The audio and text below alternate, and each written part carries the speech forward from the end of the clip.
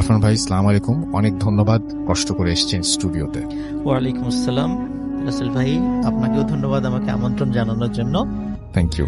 রাসেল ভাই, এখন যে ঘটনাটি আমি শেয়ার করব, ঘটনাটি আসলে আমাদের দেশের ঘটনা না, এটি আবখাজিয়া নামক একটা দেশ রয়েছে, সেই দেশের একটা অঞ্চল, নাম হলো আকারমারা নামক একটা জায়গা, সেই জায়গার একটা ঘটনা। তো ঘটনাটি বলার আগে আমি কয়েকটা বিষয় একটু তথ্য দিয়ে নিতে চাই, তাহলে লিসেনারদেরকে বুঝতে একটু সুবিধা হবে আর কি। সেটা হলো যখন 1991 সালের শেষের দিকে, মানে 21 ডিসেম্বর, যখন সোভিয়েত ইউনিয়ন ভেঙে যায়, সোভিয়েত ইউনিয়ন ভেঙে যাওয়ার পরে 15টি স্বাধীন দেশের জন্ম হয়। এর মধ্যে জর্জিয়া একটা, আর আবখাজিয়া এবং দক্ষিণ ওসেটিয়া, এটি জর্জিয়ার দুটো অঞ্চল। তো আবখাজিয়া যখন 1992 সালে স্বাধীনতা ঘোষণা করে, তখন জর্জিয়ার সাথে আবখাজিয়ার একটি যুদ্ধ হয়, প্রায় 1 বছর ব্যাপী স্থায়ী হয়েছিল। 1993 সালে এসে যুদ্ধটি শেষ হয়। ওই সময়ে আবখাজিয়ার বেশ কয়েকটা অঞ্চল, তার মধ্যে একটা অঞ্চল নাম ছিল আকারমারা নামক একটা জায়গা। ওই যুদ্ধের ওই সময়টিতে ওই এলাকাটা জনশূন্য হয়ে পড়ে, এবং ওই যখন সোভিয়েত ইউনিয়ন ছিল, ওই অঞ্চলটাতে রেল যোগাযোগ ছিল, হসপিটাল ছিল, স্কুল ছিল, অনেক লোকের প্রায় লক্ষাধিক লোকের বসবাস ওখানে ছিল। কিন্তু পরবর্তী সোভিয়েত ইউনিয়ন ভেঙে যাওয়া এবং আবখাজিয়া যুদ্ধ হওয়ার কারণে ওখানকার লোকজনরা একে একে ওখান থেকে সরে পড়ে, এবং ওই জায়গাটা একরকম অ্যাবান্ডান্ড বা পরিত্যক্ত হয়ে যায়। তো আসলে ওই জায়গাটা কেন্দ্রিক আজকে ঘটনাটি আমি শেয়ার করবো আর কি। ওকে রাসেল ভাই, যখন ওই সোভিয়েত ইউনিয়ন ভেঙে যাওয়ার পরে, যখন রাশিয়াতে তো ওই সময় সমাজতন্ত্র ছিল, মানে ওই সময় পুঁজিবাদ এবং সমাজতন্ত্রের একটা বিষয় ছিল, তো পরবর্তীতে ওয়ার্ল্ড ব্যাংক যে কাজটা করে সেটা হলো ওই সমস্ত অঞ্চলগুলোতে এখন অর্থনৈতিক অবস্থা কি, ওই সমস্ত এলাকার মানে মানুষের অবস্থা যাচাই করার জন্য একটা রিসার্চ টিম পাঠায় সেখানে। তো রিসার্চ টিমের সাথে এই ঘটনাটি ঘটেছিল আর কি।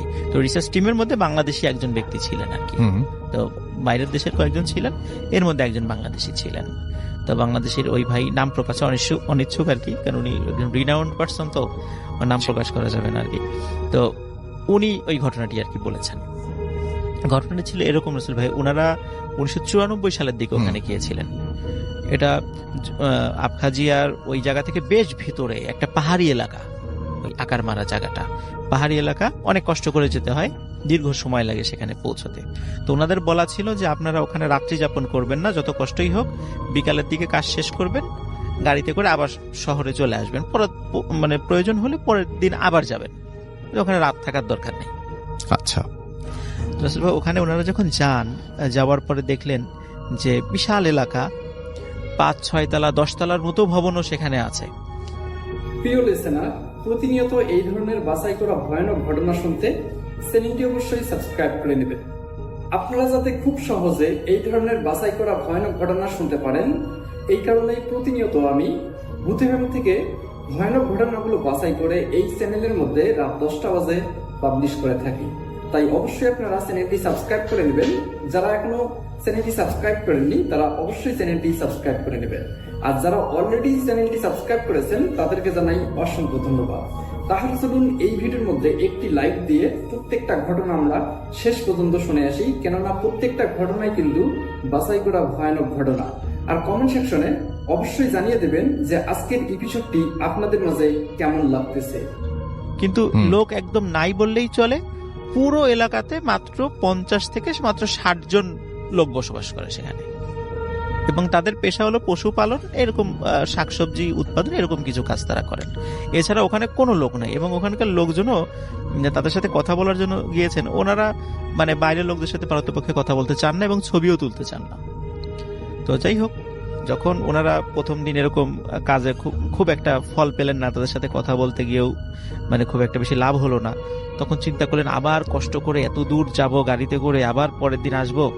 তো ওনারা রিকোয়েস্ট করলেন যে আমরা আজকে না যাই, আমরা এখানে আজকে তাঁবু খাটিয়ে এখানেই থাকি। তো এখন কিন্তু যিনি দায়িত্বশীল ছিলেন গভর্নমেন্ট থেকে, যাকে ওনাদের সাথে যাকে পাঠিয়েছেন, উনি রাজি হচ্ছিলেন না। তারপর অনেক পিড়াপিড়ি করার পরে বলছেন ঠিক আছে, আপনাদের নিজস্ব রেসপন্সিবিলিটি যদি আপনারা থাকতে চান সেটা ভিন্ন বিষয়। তখন ওনারা নিজ দায়িত্ব বলে আচ্ছা ঠিক আছে, আমরা নিজ দায়িত্বে এখানে থাকবো। থাকার পরে ওখানকার যে ড্রাইভার যিনি ছিলেন, তো উনি একটা বিষয় সতর্ক করলেন যে এখানে পারতপক্ষে রাতের বেলা বের হবেন না, কারণ এখানকার লোকজন রাতের বেলা খুব খুবই দরকার ছাড়া বাসা থেকে বের হয় না। কেন? এখানে অনেক সময় অনেকে ভয়ঙ্কর জিনিস দেখে, মানে আজব আজব পশু পাখি দেখে, মানে প্রাণী দেখে আর কি। তো দেখলে অনেকে নাকি ভয়ে মারা যায়। আচ্ছা, তখন ওনারা স্বাভাবিকভাবেই চিন্তা করেন পশু পাখি তো সকাল থেকে তো অনেক কিছুই দেখলাম, মানে বন্য শূকর থেকে শুরু করে নিয়ে অনেক কিছু তারা দেখেছে আর কি।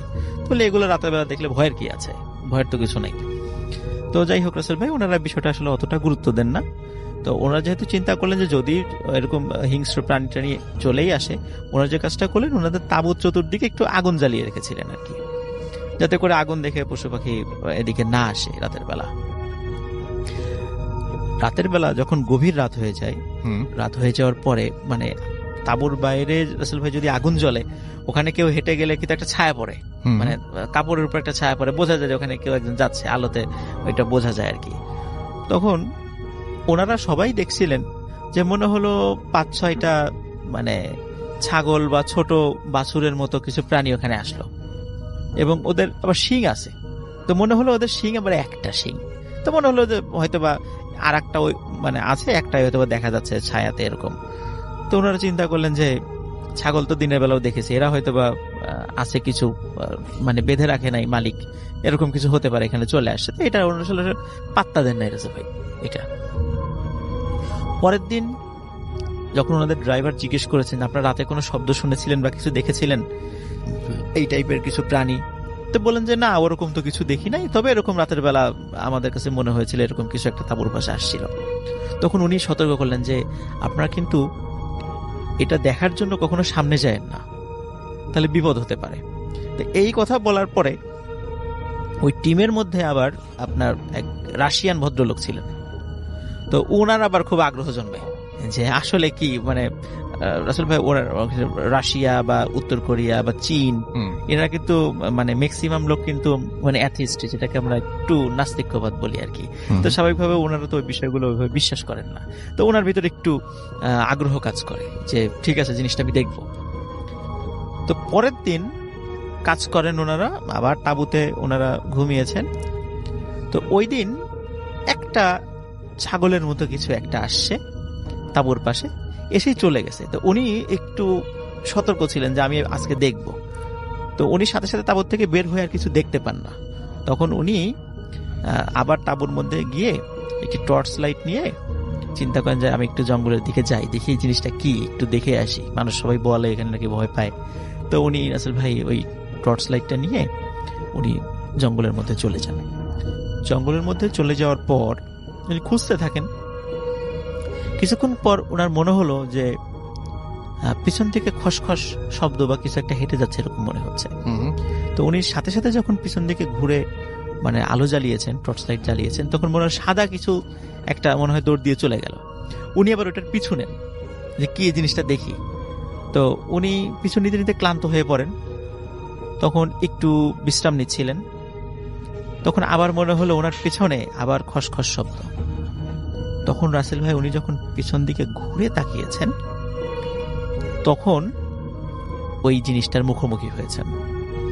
তো ওনার বর্ণনা অনুযায়ী যে এটা একটা সাদা ধরনের ছাগলের মতো ছিল, সবকিছুই ছাগলের মতো, কিন্তু শিং একটা, কিন্তু রাসেল ভাই মাথাটা মানুষের মতো। এই দৃশ্যটা দেখে উনি মারাত্মক ভয় পান ওখানে, এবং ভয় পাওয়ার সাথে সাথে ওখান থেকে মানে উনি যে কোন দিকে দৌড় দেবেন উনি সেটা বুঝতে পারছিলেন না। মানে উনি যেদিকে পেরেছেন ওইদিকে দৌড় দিয়েছেন। রাসেল ভাই সমস্যা হলো যে ওই জঙ্গলের পথ তো ওনার চেনা না, উনি তো ওইখানকার লোকাল লোক না। লোকাল লোক হলেও তো রাত্রেবেলা জঙ্গলের পথ যদি কেউ হারিয়ে যায়, দিনের বেলা হারালেও তো খুঁজে পাওয়া যায় না, তারপর রাত্রেবেলা উনি হারিয়ে ফেলেছেন। তো এইভাবে উনি দৌড়াচ্ছেন। তো ওনার মনে হচ্ছিল পিছন থেকে অসংখ্য ওই ধরনের প্রাণী ওনাকে তাড়া করছেন। তখন উনি জঙ্গলে সেন্সলেস হয়ে পড়ে যান। তারপরে সকালবেলা অনেক খোঁজাখুঁজি করার পরে তাকে জঙ্গল থেকে উদ্ধার করা হয়। তো উনি বলেন যে এই ঘটনা আমি দেখেছি। তো দেখা যাচ্ছে যে উনি যে এই বিষয়টা বলেছেন, ওনার টিমের অন্য সদস্যরা আবার সেটা বিশ্বাস করে না, বলেন না তুমি এই ধরনের ছাগল জাতীয় জিনিসই দেখেছো, আচ্ছা এটা অন্য কিছু না। তো এখন দেখা যাচ্ছে ওনাদের টিমের মধ্যে আরো কয়েকজনের আগ্রহ জন্মে যে আসলে কি ওইটা, আমরাও একটু দেখব।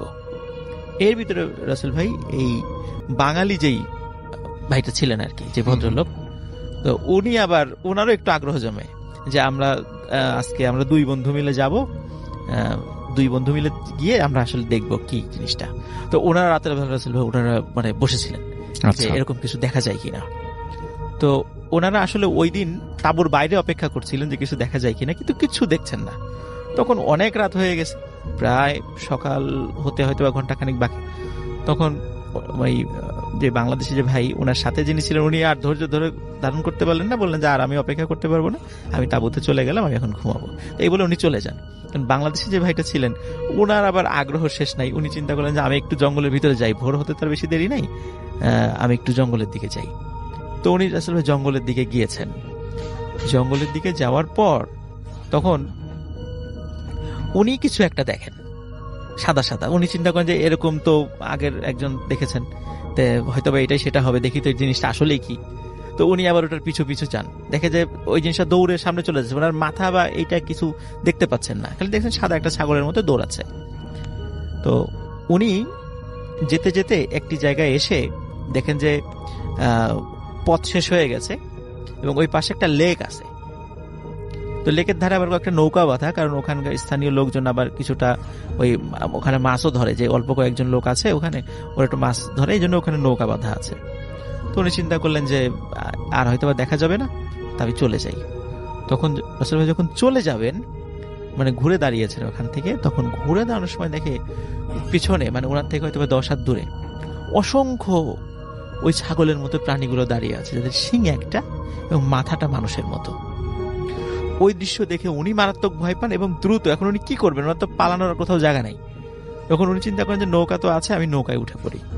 তো নৌকায় উঠে উনি নৌকা থেকে দূরে সরে আসে, মানে ওই মানে যেই কিনার থেকে ওখান থেকে একটু দূরে সরে আসে, মানে পানির মধ্যে চলে আসে। এখন পানির মধ্যে চলে আসার পরে এখন অনেক সময় উনি অপেক্ষা করছেন, উনি দেখছেন যে কিছুতেই ওই জিনিসগুলো যাচ্ছে না এবং মনে হচ্ছে অসংখ্য ওই ছাগলের মতো প্রাণীগুলো একে একে জড়ো হচ্ছে। এবং তারপরে রাসূল ভাই যে ঘটনাটা ঘটলো সেটা হলো, উনি খেয়াল করলেন ওই প্রাণী কয়েকটা পানির মধ্যে নেমে ডুব দিল, তার মানে তার নৌকার কাছে আসার চেষ্টা করছে। তখন উনি চিন্তা করলেন যে আমার আর এখান থেকে বাঁচার আর উপায় নেই, হয়তো আজকে আমার জীবনের শেষ দিন। তখন উনি চিন্তা করলেন যে উনি ধূমপান করতেন না, চিন্তা করলেন যে হয়তোবা উনি শুনেছিলেন যে এই ধরনের কোনো জিনিস থাকলে হয়তোবা আগুন জ্বালালে সেটা কাছে আসে না, কিন্তু ধূমপান করতেন না, ওনার কাছে এই ধরনের কোনো সিগারেট বা দেশলাই এটা ছিল না। তখন উনি মাথায় একটা বুদ্ধি আসলো, উনি তখন মানে আজান দেওয়া শুরু করলেন। আচ্ছা, নৌকা থেকে আল্লাহু আকবার আল্লাহু আকবার বলে আজান দেওয়া শুরু করেন এবং দীর্ঘ সময় নিয়ে আজান দিচ্ছিলেন উনি। তো আজান শেষ হওয়ার পর উনি আবার আজান দেন, আবার আজান দেন, এরকম অনেকক্ষণ আজান দেওয়ার পরে মানে যতক্ষণ আজান দিচ্ছিল উনি দেখছিল নৌকার পাশে পানির নিচ থেকে বুদবুদ উঠছিল, মনে হচ্ছে যে ওই জিনিসগুলো কাছে চলে আসছে নৌকার, কিন্তু কখন নৌকার একদম কাছে চলে আসতে পারছিল, মানে দূর থেকে মনে হচ্ছে ওই জিনিসগুলো নিচে আছে কিন্তু নৌকার কাছে আসতে পারছিল না। যখন সত্যি সত্যি যখন সকাল মানে হওয়া শুরু হলো তখন ওই জিনিসগুলো আস্তে আস্তে মিলিয়ে যায় এবং উনি আবার ডাঙায় চলে আসেন। ডাঙায় চলে আসার পরে উনি সব ঘটনা খুলে বলেন সবার কাছে এবং স্থানীয় কয়েকজন লোকের সাথে যখন কথা বলেন তখন স্থানীয় লোকজন তারা বলে যে হ্যাঁ এই ধরনের বিষয় এখানে আছে, আমরা এটা দেখে খুবই ভয় পাই, অনেকে এতটাই ভয় পায় যে তারা ভয়ে কয়েকদিন পরে অসুস্থ হয়ে মারাই যায়, যার কারণে আমরা রাতের বেলা পারতপক্ষে এখান থেকে বাইরে বের হই না। আচ্ছা, এবং এখন পর্যন্ত রাসেল ভাই ওই আবখাজিয়ার ওই আকার মারা যে জায়গাটা, এটা আমি ঘটনাটা শোনার পরে ইউটিউবে সার্চ দিয়ে দেখেছিলাম যে আসলে ঘটনাটার আসলে ওই এরিয়াটা আছে কিনা। তো রাসেল ভাই আপনি লিসনার যারা আছেন তারা আপনি ইউটিউবে সার্চ দিয়ে ওই এরিয়াটা দেখতে পারবেন, একদম মনে হবে যে আমরা অনেক সময় অনেক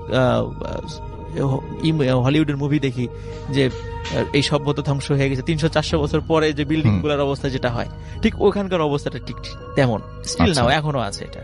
তো এটা ছিল রাসেল ভাই first story. Thank you so much. আসসালামু রাসেল ভাই, আমি সঙ্গত কারণেই আজকে আমার নামটা গোপন রাখছি, কিন্তু পরবর্তীতে আমি আমার নামটা আপনাকে শেয়ার করব, তো এই অডিও ক্লিপে আমি শেয়ার করলাম না। আশা করি আপনি ভালো আছেন, আপনি সবসময় ভালো থাকার দলে। আজকে আপনার স্টুডিওতে এসে এই অভিজ্ঞতাটা শেয়ার করতে পারলাম না, তাই অডিও ক্লিপটা পাঠাচ্ছি। আমি একজন সরকারি চিকিৎসক হিসেবে আছি এবং যে ঘটনাটা আমি শেয়ার করতে যাচ্ছি এটা খুব একটা ভয়ের না, যেটা আমার জীবনে হয়েছে এবং এটা আমার সরকারি চাকরি সূত্রে যেখানে পোস্টিং ছিল সেখানকার ঘটনা। জায়গাটি ঢাকা থেকে খুব কাছে এবং এমন একটি জায়গা যেখানে দিনে গিয়ে দিনে আসা যায়। তারপরও আমি সেখানে একটি রেস্ট হাউসে থাকতাম। অনেকেই আমার সাথে ওই রেস্ট হাউসে ছিলেন, সবাই মোটামুটি বিসিএস ক্যাডারই ছিলেন যারা ছিলেন। রেস্ট হাউসটা আসলে একটা অফিসের একতলা দোতলা নিয়ে অফিস। সে একতলায় অফিস ছিল আর দোতলায় হচ্ছে থাকার ব্যবস্থা ছিল, 3 তলাও আন্ডার কনস্ট্রাকশন ছিল। এখন একতলাতে প্রায় 10টার মতো রুম ছিল, তারই একটা রুমে আমি থাকতাম এবং আমার পাশে একজন জাজ সাহেব ছিলেন এবং এরকম আরো বিভিন্ন জন থাকতেন যারা কোয়ার্টার পাননি এরকম, কিন্তু মহিলা কেউ ছিলেন না, আমি থাকতাম। তো যে রাতের এটা ঘটনা, সে রাতে আসলে আমি যথারীতি 10টার সময় ঘুমিয়ে পড়তাম এবং যেহেতু অনেক বড় একটা প্রায় 1 বিঘা জমির ওপর এই স্ট্রাকচারটা ছিল, তো আর যেহেতু আমার একা থাকা পড়তো, তখন আমি লাইটটা জ্বালিয়ে ঘুমাতাম, আমি লাইট বন্ধ করে ঘুমাতাম না। একটা লাইট থাকতো, হয় বাথরুমের লাইটটা জ্বালানো থাকতো বা রুমের লাইটটা জ্বালানো থাকতো। আর আমার এই যে কোয়ার্টারটা ছিল তার পিছনেই আর কি একটা লেক ছিল, ওখানে প্রায় রাত 10টা-11টার সময় খুব শিয়াল ডাকতো বা দেখা যেত ছেলেপেলেরা আড্ডা দিতে এসছে, বিশাল লেক ছিল। তো এই জন্যই আমি কিছুটা নিজের নিরাপত্তার জন্য আমি লাইটটা জ্বালিয়ে রাখতাম আর জানলা সব ভালো করে বন্ধ করে, দরজা বন্ধ করে এরকম করে মশারি টাঙিয়ে শুতাম। তো রাতের বেলা আমি 10টার সময় ঘুমিয়ে পড়েছিলাম, এটা আমার খেয়াল আছে। তো হঠাৎ করে রাত আনুমানিক কটা হবে আমার খেয়াল নেই, আমার হঠাৎ করে ঘুম ভেঙে যায় এবং ঘুম ভেঙে যাওয়াতে আমি বুঝলাম যে আমি পুরোপুরি একটা অন্ধকারের মধ্যে আছি, একদমই অন্ধকার, কিছুই দেখা যাচ্ছে না। তখন আমার মনে হলো যে হয়তোবা এখানে খুব কারেন্ট যায়, হয়তোবা কারেন্ট গেছে, কিন্তু এখানে যে আমি এতদিন ধরে আছি আমি কখনো রাতে কারেন্ট যেতে দেখিনি, কিন্তু কারেন্ট ছিল না। কিন্তু আমি কিছুক্ষণ পর আমি বুঝলাম যে হয়তোবা 10-15 সেকেন্ড পরে আমার মনে হলো যে না, শুধু কারেন্টের জন্য আমার ঘুমটা ভাঙেনি বা গরম লাগছে সেজন্য ঘুমটা ভাঙেনি, আমার ঘুমটা আসলে একটা শব্দে ভেঙেছে এবং শব্দটা ছিল অনেকটা ঝনঝন করে স্টিলের বা তামার বা কাঁসার বাসন কোসন পড়লে যেরকম একটা ঝনঝন শব্দ হয় সেরকম, কিন্তু ওটা এতটাও ঝনঝন না যে কিছু পড়েছে। সেটা শব্দটা ছিল যে মাটিতে এরকম গড়িয়ে কিছু যাচ্ছে, কাঁসার বা স্টিলের কোনো জিনিস মাটিতে গড়িয়ে যাচ্ছে এবং এটা যেহেতু কার্পেটের উপর দিয়ে যাচ্ছে, তো শব্দটা একদম যে খুব ওরকম তা না, কিন্তু এটা যেহেতু অনেকক্ষণ ধরে যাচ্ছে আমার মনে হচ্ছে সেজন্য আমার ঘুমটা ভেঙেছে। এবং আমি তখন শব্দটা কোথা থেকে হচ্ছে এটা দেখার জন্য আমি কোথাও একটু বাঁ দিকে টার্ন নিলাম, তাকালাম। আমি খেয়াল করলাম যে একটা বল, একটা মানে বাচ্চারা যেরকম বল দিয়ে খেলে এরকমই একটা বল, এবং সেটা পুরোপুরি আগুনের একটা গোলার মতো, কিন্তু সে আগুনটা একদম যে দাউ দাউ করে জ্বলা আগুন, যেমন আমরা আগুন ধরালে যেরকম সেটা না, খুব মাইল্ড যেমন আমরা ল্যাম্পের আলো জ্বলে ঠিক এরকম টাইপেরই, কিন্তু পুরো কালারটা হচ্ছে কমলা বা লালের কাছাকাছি আভাটা। এবং ওই বলটা মাটিতে গড়িয়ে একবার এদিকে আসছে, ওদিকে আসছে এবং ওই বলটা নিয়ে কেউ খেলছে। আমি এরপরে দেখলাম যে যে খেলছে, যে তার মুখটা আমি দেখতে পেলাম অনেকটা শ্রীকৃষ্ণের ছবি যেমন আমরা দেখি, তার গায়ের রং পুরোই নীল বা চোখটা খুব সুন্দর টানা, ঠোঁটটা একেবারে কমলা বা লাল, চুলগুলো বড় বড়, ঠিক ওরকম টাইপের একটা খালি গা, ওরকমই এরকম ধুতির মতো পরা বা ওরকম কিছু। আমি তো কতটা সময় খেয়াল করিনি কাপড়টা, কিন্তু গায়ের মতো যে এরকম নীলচে ছিল বা খুব সুন্দর চোখগুলো যে খুব সুন্দর কাজল দেওয়া আঁকা ছিল এরকমটা আমার মনে হলো, এবং মনে হলো যে ওটা 2-3 বছরের বাচ্চা এরকম টাইপেরই হবে। সে বলটা ধরেছে, আবার বলটা ছুঁড়ে মানে মাটিতে গড়িয়ে আরেকজনকে দিচ্ছে, এবং যাকে দিচ্ছে তাকে আমি আসলে দেখতে পাচ্ছি না, সে একজন আছে কেউ এটা বুঝতে পারছি, দেখতে পাচ্ছি না কারণ হচ্ছে কিছু একটা আমার সামনে দাঁড়িয়ে আছে, পুরোপুরি একদম কালো একটা স্ট্রাকচার আমার সামনে, খুব লম্বা মনে হচ্ছে ছাদ পর্যন্ত গেছে, এরকমই মনে হলো। কিছু একটা দাঁড়িয়ে আছে, যার জন্য আমি আরেকজন যে আছে তাকে আমি দেখতে পাচ্ছি না। তো এরকম অবস্থা আমি একটু অ্যাস্টনিশড হলাম, যেটা এটা কি দেখছি। তো ওটার জন্য আমি কোথাও আরেকটু উঠতে গিয়েছিলাম, যে একটু ভালো করে হাতের উপর ভর দিয়ে একটু উঠে দেখি কি কি দেখছি আমি। এবং একটা জিনিস খেয়াল করলাম, আমার মশারিটাও মনে হলো নেই, কারণ আমি সরাসরি দেখতে পাচ্ছি, মশারির ভেতর দিয়ে যে দেখছি তা না। পরে দেখলাম যে আমি নড়ে উঠেছি, যে বাচ্চাটাকে আমি দেখতে পাচ্ছিলাম, খুব সুন্দর চেহারা, ওদের খুব সুন্দর মিষ্টি চেহারা, খুব বলবো যে গ্লোয়িং, এরকম। সে বাচ্চাটা আমি দেখলাম যে আমাকে বোধহয় একটু দেখে বলটা ধরলো, খপ করে ধরে যার সাথে সে খেলছে তার দিকে ইশারা করে মুখে একটা আঙ্গুল দিল, যেরকম আমরা চুপ থাকতে বলি। মনে সে ইশারা করে বোঝাচ্ছে যে আমি উঠে গেছি, এটা সে একজনকে বোঝাচ্ছে যে শব্দ হচ্ছে আমি উঠে গেছি। এবং যে ও ইশারাটা করলো, আমার কাছে মনে হলো যে আমার সামনের যে কালো অবয়বটা ছিল বা যে দেয়ালটা ছিল, ওটা কি ছিল, সেটা নড়ে উঠে মনে হলো যে সেটা পুরোটাই আমাকে কভার করে ফেলেছে, আমার উপর ঝুঁকে এসছে, এরকম মনে হলো। এবং যেটা আমি ফিল করলাম যে আমার দুটো চোখের পাতা, মনে হলো দুটো আঙ্গুল, খুব গরম দুটো আঙ্গুল দুটো খুব চেপে ধরেছে আমার চোখের পাতাটা। চেপে ধরার সাথে সাথে আমার আমার কোনো আর হুঁশ নেই, আমি একদম আমাকে বালিশের চেপে ধরেছে এরকম মনে হলো। এবং একদম ঘুম, আমি একেবারেই ঘুম, আমার এরকম ঘুম আমার আসে না। সে কি আমি ঘুমিয়ে পড়েছিলাম না আমি অজ্ঞান হয়ে গেছিলাম জানি না।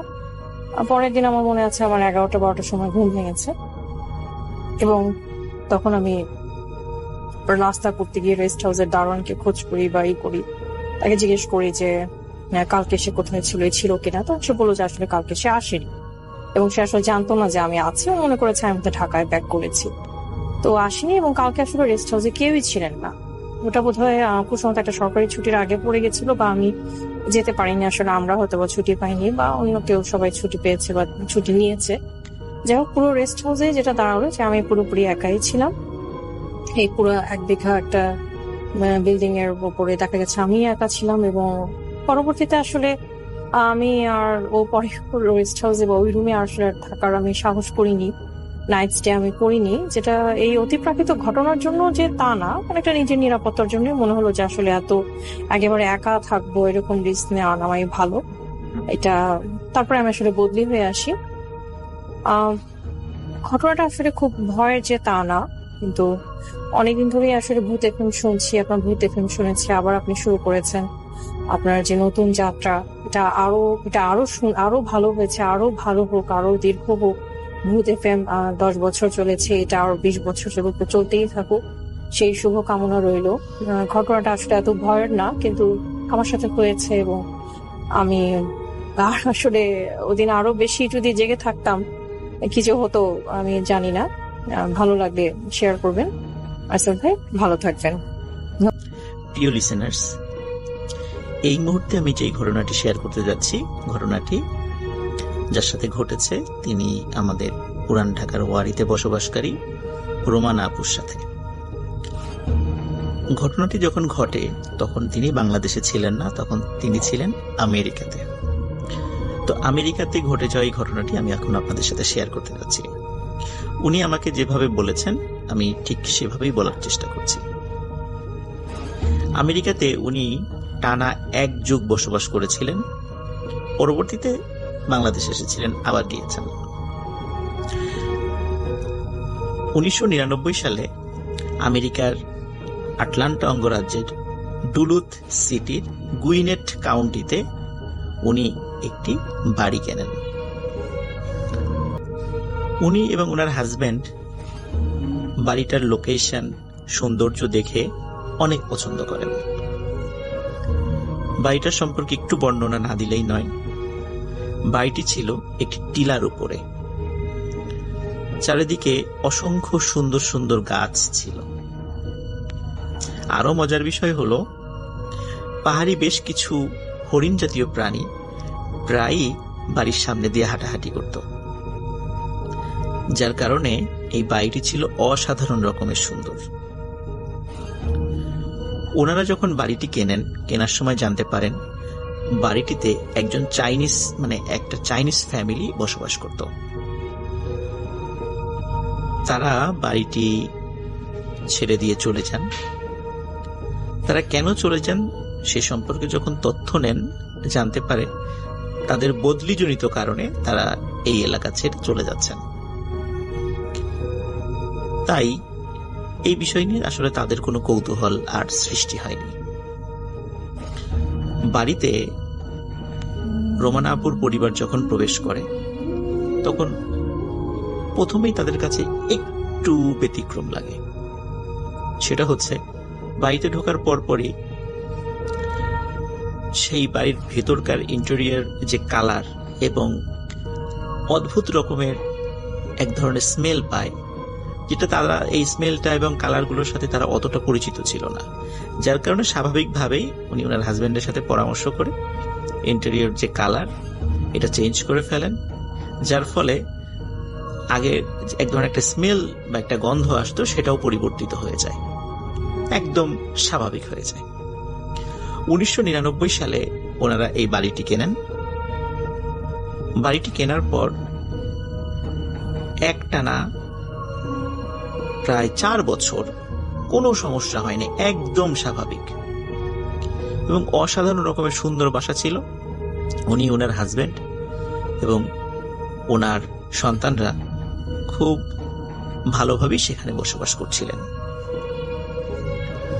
ওনার দ্বিতীয় সন্তান নাম ফারেজ মোহাম্মদ। তার বয়স যখন 1 বছর হয় তখন থেকেই কিছু অদ্ভুত ঘটনা তাদের চোখের সামনে ভেসে ওঠে এবং তারা উপলব্ধি করতে থাকেন। লিসেনার্স, এখন সেই ঘটনাগুলি আমি আপনাদের সামনে উপস্থাপন করতে যাচ্ছি। প্রথম দিকে যে বিষয়গুলো ঘটে সেটা হচ্ছে যে অদ্ভুত রকমের এক ধরনের দরজায় নক করার শব্দ তারা শুনতেন। তো এমনই একটি বিষয় রোমানা আপু ফলো করেন, সেটা আমি আপনাদেরকে এখন শোনাতে চাচ্ছি। সেটা হচ্ছে যে রোমানা আপু যেই রুমটাতে থাকতেন তার হাজবেন্ডের সাথে, এটি ছিল দোতলাতে, এবং দোতলাতে রুমটা এমন যে নিচতলাতে মেইন এন্ট্রান্সে যদি কেউ আসে এবং দরজায় নক করে বা কলিং বেল টেপে তাকে দেখা যায়, দোতলা থেকে জানালা দিয়ে তাকে স্পষ্টভাবে দেখা যায়। একদিন রাতে হঠাৎ করে দরজায় নক করার শব্দ হচ্ছে। রোমানা আপু চিন্তা করলেন যে এত রাত্রে কে নক করে। উনি জানালা দিয়ে উকি দিয়ে দেখেন দরজায় কেউ নেই। উনি অবাক হন, কি ব্যাপার, আমি স্পষ্ট দরজায় নক করার শব্দ শুনছি, এবং শুধু উনি একা শুনছেন না, ওনার হাজবেন্ডও সেটা শুনছেন। তাহলে দরজায় কে নক করছে? কারণ যেই দরজা থেকে নক করার শব্দ আসছে সেটা কিন্তু ওই এন্ট্রান্সের বা প্রবেশের যে দরজা সেটাই ছিল। ওনারা খুবই অবাক হন, কি ব্যাপার, এমনটা কেন হচ্ছে। প্রথম দিন চিন্তা করেছেন এটা হয়তো তাদের ভুল হতে পারে। এমন ঘটনা মাঝে মাঝেই ঘটত। আরো অদ্ভুত ব্যাপার হলো, দরজাতে কিন্তু কলিং বেল ছিল, কিন্তু কলিং বেল কখনো কেউ বাজাতো না, শুধু মধ্যরাত্রে এসে দরজায় ঠক ঠক ঠক ঠক শব্দ করত। এই ঘটনা দিয়ে ওই বাড়িতে বিভিন্ন ঘটনার সূত্রপাত হয়। এরপরে চলে যাচ্ছি আরেকটি অদ্ভুত ঘটনায়। একদিন রোমানা আপু এবং ওনার হাজবেন্ড কোনো কারণে বাইরে গিয়েছিলেন এবং ফিরে আসতে আসতে একটু দেরি হয়ে যায়, রাত হয়ে যায়। তো ওনারা বিশ্রাম নেবেন। রোমানা আপু উনি ফ্রেশ হওয়ার জন্য যখন ওয়াশরুমের দিকে যাচ্ছিলেন, হঠাৎ ওয়াশরুমের পাশের একটি জানালার দিকে তার চোখ পড়ে। উনি দেখেন অদ্ভুত আকৃতির একটি প্রাণীর মাথা সেখানে দেখা যাচ্ছে। এটি যে নির্দিষ্ট কোন প্রাণী উনি বলতে পারছিলেন না। এটি বেড়াল এবং বাঘ, এই দুটো প্রাণীর চেহারার সাথে মিল রয়েছে এমন একটি প্রাণী। এই প্রাণীটি তার দিকে তাকিয়েই খুবই অদ্ভুত শব্দে গর্জন করে ওঠে, এবং এই ধরনের গর্জন উনি আগে কখনো শোনেননি। কোনো বিড়াল বা বাঘের এই ধরনের ডাক হয় না। তো উনি চিন্তা করেছিলেন যে এই ঘটনা কি এই শব্দটা কি আমার একার সাথেই ঘটলো। এই ভয়ঙ্কর শব্দ হওয়ার সাথে সাথে ওনার হাজবেন্ডও দৌড়ে সেখানে চলে আসেন, যে কি ব্যাপার, এরকম শব্দ করলো কে। তখন হঠাৎ করে আর একটা শব্দ ওনারা শুনতে পান, সেটা হচ্ছে কে যেন ওনাদের বাড়ির কার্নিশ বেয়ে ধূপধাপ শব্দ করে নেমে যাচ্ছে। ওনার হাজবেন্ড টর্চ নিয়ে বাইরে বের হন এবং অদ্ভুত একটি কালো ছায়া দেখতে পান, যেটি অন্ধকারের মধ্যে মিলিয়ে যায়। আবছা আলোতে উনি দেখতে পেয়েছিলেন সেটা। এই ঘটনার পরে ওনারা ধরে নিয়েছিলেন এটা হয়তো বা কোনো প্রাণী হবে, যার কারণে তারা এই ঘটনাটিকে সেভাবে গুরুত্ব দেননি। এবার আসি আরেকটি অদ্ভুত ঘটনায়। রোমানাপুর 1 বছর বয়সী ছেলে ফারেজ মোহাম্মদ, তাকে যখন খাবার খাওয়ানোর চেষ্টা করতেন, তো উনি খাবার খাওয়ানোর সময় একটি অদ্ভুত ব্যাপার খেয়াল করতেন। সেটি হচ্ছে খাবার খাওয়ানোর সময় এই ফারেজ মোহাম্মদ ওনার দিকে মনে হতো যে ওনার দিকে তাকিয়ে খুব আনন্দ উচ্ছ্বাস প্রকাশ করছে এবং হাসাহাসি করছে।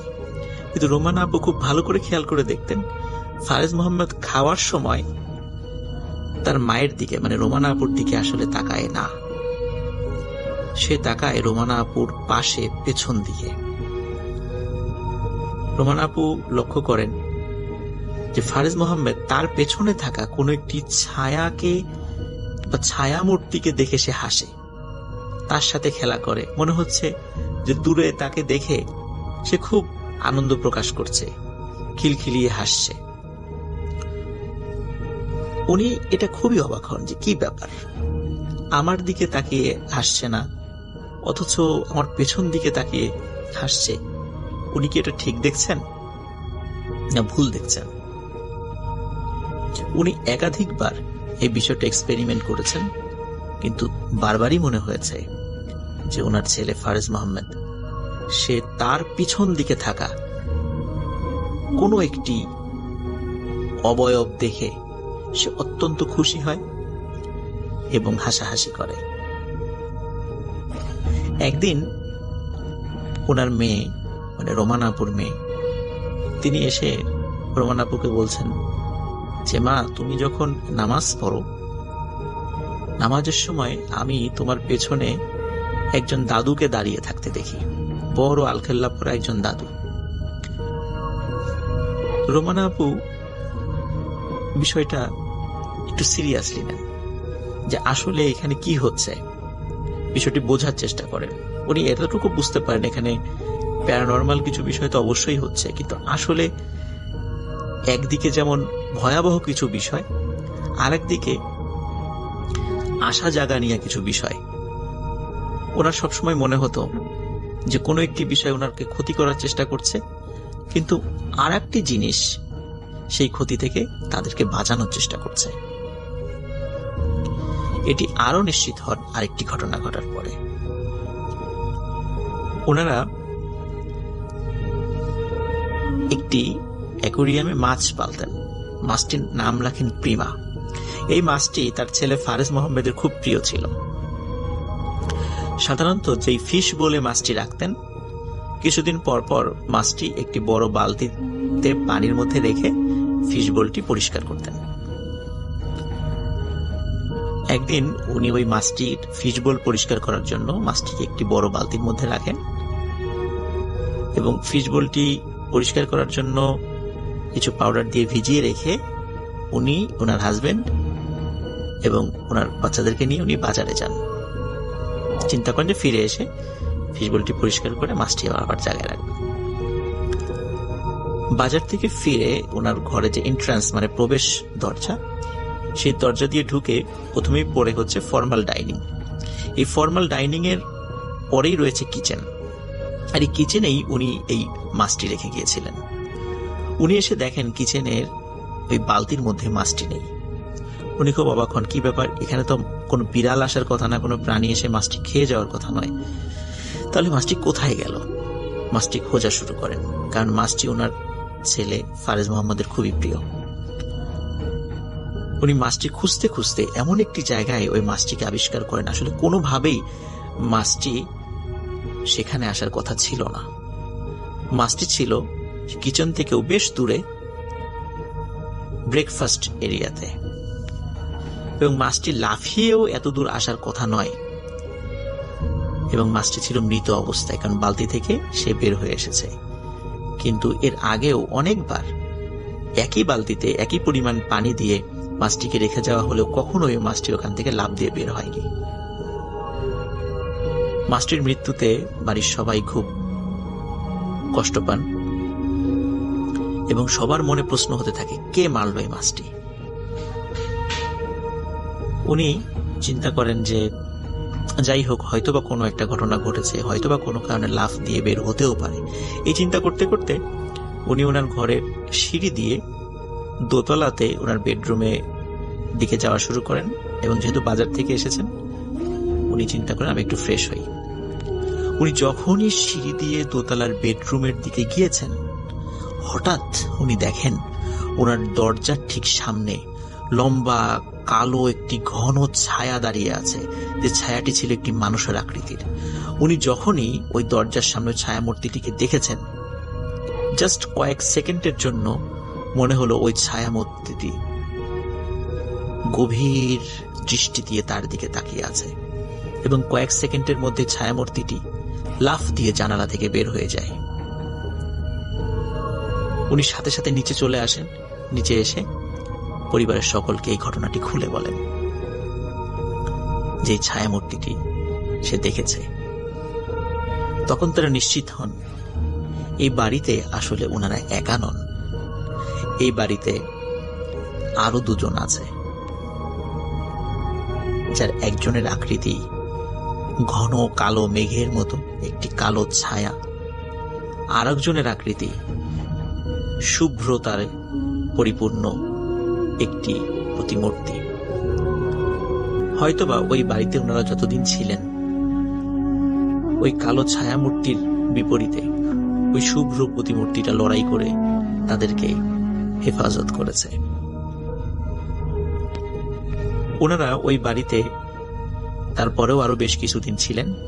পরবর্তীতে ওই বাড়িটি বিক্রি করে দিয়ে ওনারা আর একটা অ্যাপার্টমেন্টে ওঠেন, কারণ প্রতিনিয়তই এই ধরনের ভয়াবহ ঘটনা যেহেতু ওনাদের সাথে ঘটতে থাকে, এই কারণে ওনারা আসলে ওই বাড়িতে থাকাটা ওয়াইজ ডিসিশন মনে করেননি। লিসেনার, আপনারা একবার ভাবুন যে আপনার বাড়িতে দরজায় নক করছে, অথচ আপনি জানালা দিয়ে দেখছেন দরজায় কেউ নেই। চাইলে কলিং বেল বাজাতে পারতো, কিন্তু কলিং বেল বাজাচ্ছে না, দরজাতে নক করছে, ঠক ঠক ঠক ঠক, কিন্তু আপনি দেখতে পাচ্ছেন ভেতর থেকেই যে দরজায় কেউ নেই।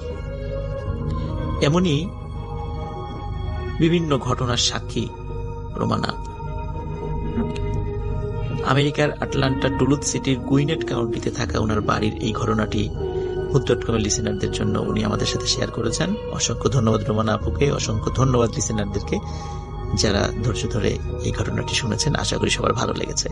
ভালো থাকবেন, সুস্থ থাকবেন। আসসালামু আলাইকুম। আসসালামু আলাইকুম লিসেনার। আপনার অনেক ডিমান্ড, এবং এই ঘটনাটাও আশা করছি যে ভালো হবে। ওকে, ইটস ফয়সাল এগেইন, এসেছে মধ্যবাড্ডা থেকে। জি। তো এখন যে ঘটনাটি বলবো এটা আমার মানে নিজের কাজিনের সঙ্গে ঘটায়, বলা যায় যে এক রাত্রের একটা অভিজ্ঞতা। তো অভিজ্ঞতাটা ছিল বেশি আগের না, 2018 সালের 1 মে ইন্টারন্যাশনাল ওয়ার্কার্স ডে ছুটি ছিল ওই দিন। তো বলে রাখা ভালো, একটা প্রতিষ্ঠানে পড়ে, তো কি প্রতিষ্ঠান আমি এটা বলতে যাচ্ছি না, কারণ আমাকে নিষেধ করছে, আর এটা আমরা বলবো না কোথায় কি, এটা বললাম না। তো আমাদের পাবনা থেকে বেশ দূরে সেই প্রতিষ্ঠানটা, তবে এটুকু বলতে পারি এটা একটা মেডিকেল রিলেটেড প্রতিষ্ঠান। জি।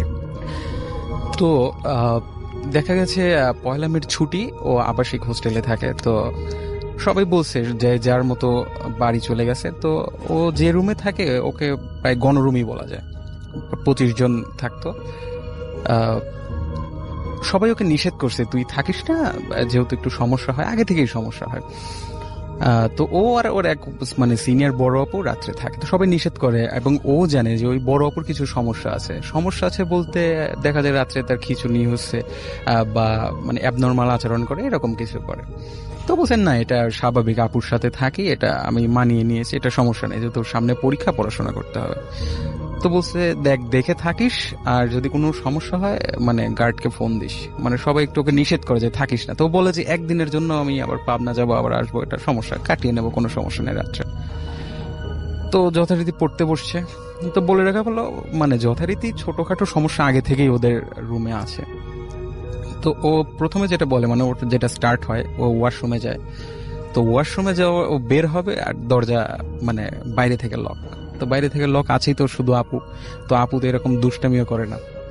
তো আপু বলে ডাকছে যে দরজা খুলে, দুষ্টামি করো না, মানে বাইরে যাব, পড়তে হবে। তো কিছুক্ষণ টানাটানি করার পরে এমনি খুলে গেছে। তো তাকে দেখো নাই, আপুর রুমে আছে, টেবিলে আছে। তো যাচ্ছে, এটা ও এমন কিছু এভাবে নেয়নি। তো ও আপুকে বলে যে আজকে যেহেতু সময় পাইছি পড়াশোনা করি, যদি মিসরা গার্ডে আসে বা চেক করতে আসে, যদি আমাদের পড়তে দেখে তাহলে আমাদের অ্যাপ্রিসিয়েট করবে, না হলে আবার বকা দেবে, দুইজন আছি। তো ওর আপু বলে না আজকে কিছু বলবে না, যেহেতু ছুটির সময় কিছু বলবে না, আমরা ঘুমায় পড়ি। তো বলছে না আপু আমার সামনে পরীক্ষা, পড়তে হবে। তো বলছে আমি চা বানাই, তুমিও খাও। তো বলছে না আমি চা খাবো না, আমি ঘুমায় যাবো। তো বলছে আচ্ছা তাহলে আমি চা খাই। তো চা বানাতে গেছে, তো চাটা বানানোর সময় হঠাৎ করে জানালা দিয়ে চোখ গেছে নিচে। ওরা 4 তলায় ছিল, নিচে তাকানোর পরে দেখে যে বেশ কয়েকজন মানুষ, মনে হচ্ছে সাদা কোনো কিছু পরে বসতেছে না, যেহেতু অনেক উপরে ছিল, 4 তলা থেকে নিচে, তারপর রাত্রে মানে সাফিসিয়েন্ট লাইটও ছিল না। তো সাদা সাদা আবছা বেশ কয়েকজন। তো ভাবে এত রাত্রে এখানে এই সময় মানুষ, ভাবছে আর চা বানাচ্ছে। তো চা বানানোর পরে চা হাতে নিয়ে যখন ও রুমের দিকে তাকায়, তখন ও হয়ে যায়। মানে মনে হচ্ছে রুমের পুরো ডাইমেনশনটা চেঞ্জ হয়ে গেছে। মানে ওর চেয়ার যেদিকে ছিল, টেবিল যেদিকে ছিল, সব উল্টা দিক, ও উল্টা দিকে। মানে ওর চেনা পরিচিত রুম, যে রুমে ও ঘুমায়, যে রুমে ও পড়াশোনা করে, তো বিষয়টা ওর অড লাগে। তো অড লাগার পরে একটু ভিতরে ভিতরে ভয় পায়, এখন যেহেতু একা, ওই এত বড় একটা রুম, শুধু 2টা মানুষ। তো ওর আপু বলে যে আমি ঘুমায় পড়লাম, তুই কি ঘুমাবি? ও ভয় বলে যে হ্যাঁ আপু আমিও ঘুমাবো। তখন আর তেমন কিছু বলে না, তো লাইট বন্ধ করে ঘুমায় যায়। তো বলে আমার বেশিক্ষণ ঘুম না, ও যেভাবে আমাকে বলে কিছুক্ষণ ঘুমানোর পরেই দেখে মানে তবলার আওয়াজ। আচ্ছা, তো এত রাত্রে তবলার আওয়াজ কিভাবে? ও তখনও গভীর ঘুম হয়নি, উঠে দেখে ওর আপুর মানে যে আগের যেমন হয়েছে, মনে হচ্ছে খিঁচুনি উঠছে, মানে হাত পা বাঁকা হয়ে যাচ্ছে এবং মুখ দিয়ে তবলার আওয়াজ হচ্ছে আপুর। মানে ও প্রচন্ড ভয় পায় যে কি ব্যাপারে এমন করছে কেন। তো দৌড় দিয়ে ওয়াশরুমে যায়। ওয়াশরুমে গিয়ে পানি টানি নিয়ে এসে মাথায় পানি ঢালে, মুখে চোখে পানি দেওয়ার পরে একটু স্বাভাবিক করার পরে মানে কিছুক্ষণ সময় যায়, কথাবার্তা বলে ওর আপুকে একটু স্বাভাবিক করে। এই সমস্যাটা আগে থেকেই ছিল। তোর মনে মনে তখন থেকেই ভয় হয়, আর ঘুম আসে না, মনে হচ্ছে কাঁথা গায়ে দিয়ে ওর ভয়টার যাচ্ছে না, ঘুমও আসছে না, মানে ভয়ের রাত গভীর হয় যেটা আমরা বলি। তো ভালো বলেছেন। হ্যাঁ, তো ও ঘুমিয়ে গেছে। এরকম চিন্তা করতে করতে এক সময় হয়তো তন্দ্রাচ্ছন্ন হয়ে ঘুমিয়ে গেছে। তো ঘুমানোর পরে ও ঘুমানোর সময় লাইট বন্ধ করে ঘুমিয়েছে। তো ও মনে হচ্ছে মানে আবছা ঘুম আসছে, গভীর আবছা মনে হচ্ছে রুমের লাইট জ্বালানো, খুব ঠান্ডা রুমের মধ্যে। যদিও আমরা জানি যে ওই সময় তেমন একটা ঠান্ডা পড়ে না। তো যাই হোক, ও মানে খুব ঘুম, তাকাতেও যাচ্ছে না। তো মনে হচ্ছে মুখের ওপর কোনো কিছু আছে। তো কি আছে, চোখে হালকা একটু মানে করে আবছা হয়ে দেখে যে ওর সেই আপু ওর মুখের সামনে একদম মুখ লাগিয়ে মানে বসে আছে, একদম মুখ বরাবর, এবং চোখ দুটা বড় বড়, এবং হাসছে। গাল দুটা যতটুকু স্ট্রেচ করে, আমরা যেমন জোকারকে দেখি, একদম গাল দুটাকে স্ট্রেচ করে আছে। ওর আপুকে একটা ধাক্কা দেয়, একটা চিৎকার দেয়, এবং চিৎকার দিয়ে এক দৌড়। যেহেতু ওটা গণরুম ছিল, পাশেও গণরুম, বিশাল বিশাল রুম থেকে বড় লম্বা করিডোর, ও করিডোর দিয়ে দৌড় দেয়। কিন্তু ওর ভিতর যে মানে ভয়টা, ওই ভয়ের জন্য আর দৌড় দিতে পারছে না। তো ওর সম্মোহনটা ভাঙে একটা কথা শুনে, মানে একটা রুমের পাশ দিয়ে যাচ্ছে, মানে হালকা দেখে যে যেহেতু গ্লাস দিয়ে দেখে লাইট জ্বালানো, তো মানে করুণ সুরে বলছে আপু আমাকে নিয়ে যাও, এরকম করে মানে স্পষ্ট, মানে অল্প স্বরে। ও তো ভাবছে আমার সাথে যেমন হচ্ছে এই রুমে হয়তো 1-2 জন আছে, ওদের সাথেও হচ্ছে। তো ও গ্লাসটা খোলে, হুম। তো আসলে গ্লাসটা খুলে যে মানে দেখার জন্য যেটা দেখছে সেটা দেখার জন্য প্রস্তুত ছিল না।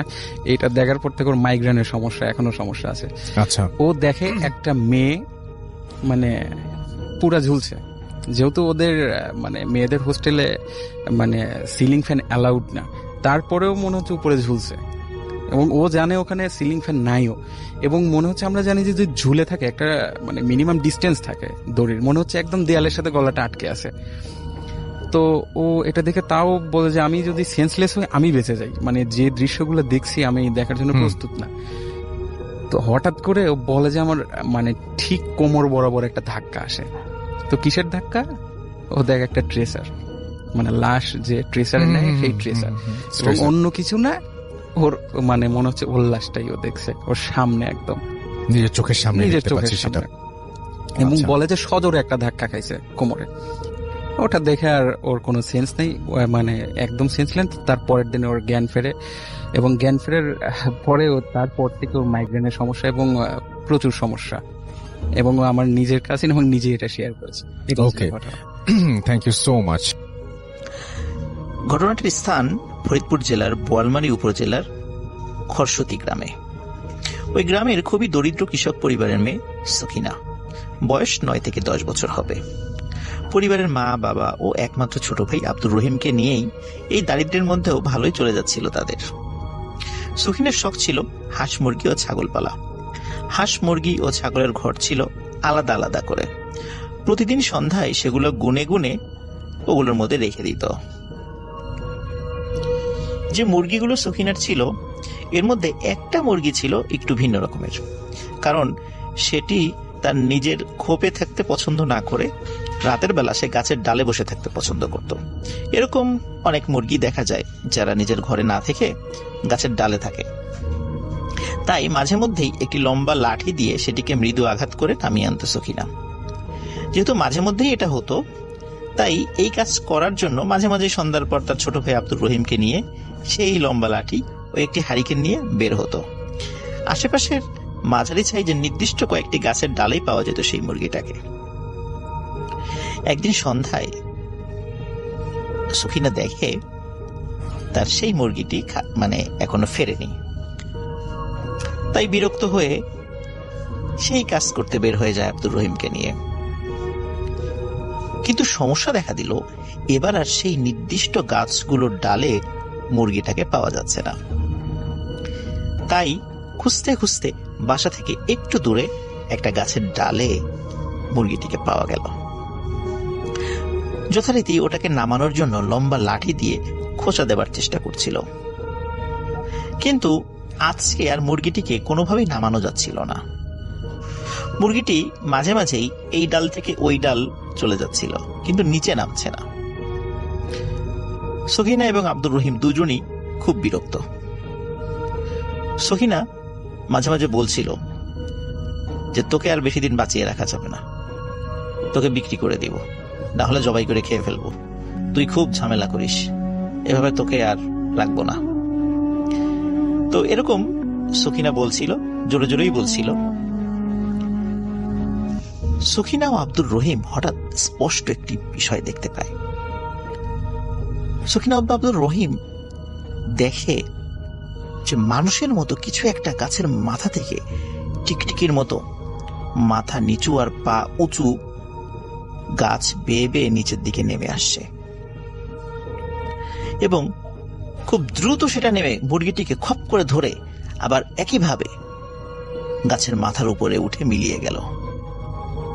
ওরা মারাত্মক ভয় পেয়ে চিৎকার করতে করতে বাড়িতে ফিরে যায় আর সবাইকে বিষয়টা খুলে বলে। কিন্তু সবাই এই বিষয়টিকে আমলে নেয় না। কেন আমলে নেয় না? কারণ হচ্ছে যে গ্রামে অনেক ধরনের প্রাণী থাকে যেগুলো হাঁস মুরগি খেয়ে থাকে। এর মধ্যে গন্ধগোকুল বা খাটাস এগুলো অন্যতম। সবাই বলে যে তোরা এই জিনিসটাকেই দেখেছিস, এগুলো কোনো ভূতপ্রেত না, অন্য কিছু না, খাটাস বা গন্ধগোকুল এগুলোই হবে। যেহেতু ওরা দুজনই বাচ্চা কাচ্চা ছিল, তাই বাচ্চা কাচ্চাদের কথা কেউ পাত্তা দেয় না। এর ঠিক কয়েকদিন পর ঘটে আরেকটি ঘটনা। সন্ধ্যায় সখিনার একটা ছাগলকে পাওয়া যাচ্ছিল না। সাধারণত ছাগল বাড়িতেই ফিরে আসতো, কারণ ছাগল বাধা থাকতো, কখনো বাধা না থাকলেও সেটা বাড়িতে ফিরে আসতো। যেহেতু ছাগলকে পাওয়া যাচ্ছিল না, তাই ছাগলকে খুঁজতে আবার ছোট ভাই আব্দুর রহিমকে নিয়ে হাতে হারিকেন নিয়ে বের হয়, কিন্তু কোথাও পাওয়া যাচ্ছিল না ছাগলকে। ছাগলের একটা নাম রেখেছিল সকিনা, যদিও বা সেই নামটি কি এটি আমি জানতে পারিনি, বা আমি যাদের কাছ থেকে শুনেছি, আমাদের যারা পরিচিত মুরব্বী, ওনারাও বলতে পারেননি। সকিনা যখন ছাগলটির নাম ধরে ডাকছিল, অনেক দূর থেকে ছাগলের শব্দ ভেসে আসছিল, কারণ সকিনা তার ওই ছাগলের ডাকটি শনাক্ত করতে পারত। সকিনার কানে যতটুকু আওয়াজ আসে তাতে বুঝতে পারে বাড়ি থেকে অনেক দূরের একটি উঁচু ভিটা থেকে ছাগলের মৃদু ডাকের শব্দ ভেসে আসছে, এবং এটাই তার কাছে মনে হচ্ছিল। আব্দুর রহিমও বলে, হ্যাঁ ঠিক ঠিক ওই উঁচু ভিটার ওই দিক থেকেই ছাগলের শব্দটি আসছে। তখন ওরা দুজন ওদিকে চলে যায়। এখানে বলে রাখা ভালো যে ওদের বাড়ি থেকে একটু দূরে যে উঁচু ভিটাটি রয়েছিল, এটি আসলে ছিল একটি শ্মশান। বর্ষাকালে যখন সব দিক পানিতে তলিয়ে যায়, তখনই আশেপাশের কয়েকটি গ্রামের হিন্দু ধর্মাবলম্বীরা লাশ পোড়ানোর জন্য এটা ব্যবহার করে। আর যখন শুকনো সময় থাকে তখন এটা ব্যবহার করে না, নদীর পাড়ে লাশ পোড়ানোর জন্য নিয়ে যায়। তখন ছিল শীতের সময়, তাই চারদিকে শুকনো ছিল। আর ওদের বাবা সেদিন বাড়িতে আসতে কিছুটা দেরি করছিল বলে দুই ভাই বোন নিজেরাই সাহস করে চলে যায় সেই ভিটায়। সেই ভিটায় কিছু বড় গাছ ছিল এবং বেশ কিছু ঝোড় চাপ এগুলোও ছিল। গাছগুলো পার হয়ে ওরা যখন মূল ভিটায় গেল, তখন আর কোনো ছাগলের শব্দ পাওয়া যাচ্ছিল না, শুধু ছিল চারদিক থেকে ঝিঝি পোকার ডাক।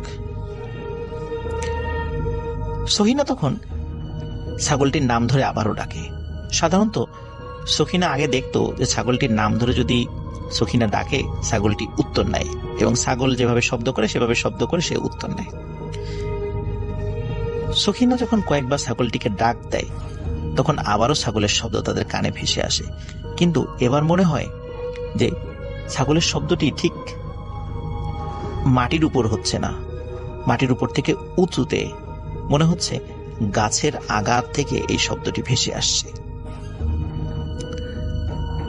তখন ওরা যখন আবারও ছাগলটির নাম ধরে ডাক দেয়, তখন এক পাশ থেকে ছাগলের শব্দ আসে। ওরা দেখে একটি লম্বা গাছের দিক থেকে সব শব্দটি আসছে। সখিনা এবং আব্দুর রহিম হাতে হারিকেন নিয়ে সেই গাছটির দিকে যায়, কিন্তু সেখানে গিয়ে উপর দিকে তাকিয়ে কোনো ছাগল দেখতে পায় না। আবারও ডাক দেয়। তখন মনে হলো যে যেই জায়গা থেকে একটু আগে ওরা সরে এসেছে সেই দিকে গাছ রয়েছে, সেই গাছের উপর থেকে শব্দ আসছে।